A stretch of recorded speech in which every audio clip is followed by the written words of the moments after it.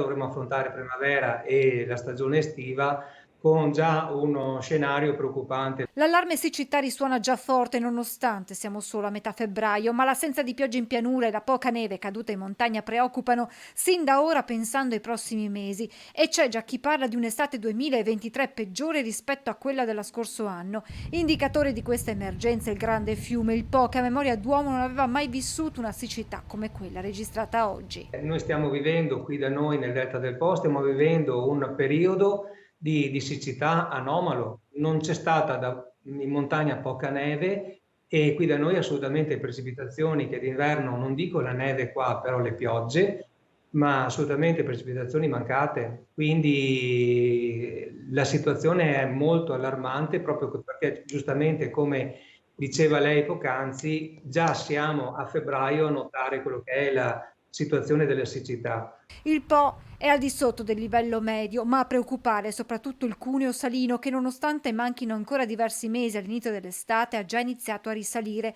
un problema per tutto il patrimonio della biodiversità, ma anche e soprattutto per l'agricoltura. Più le precipitazioni mancano e più c'è abbassamento del livello del Po verso il mare e più il mare entra dentro il Po. E voi sapete cosa vuol dire avere acqua salata al posto di acqua dolce, vuol dire avere un'acqua che anche se poca non è utilizzabile. E a proposito di agricoltura, gli imprenditori sono preoccupati per le conseguenze che la siccità potrà avere sulle colture nei prossimi mesi.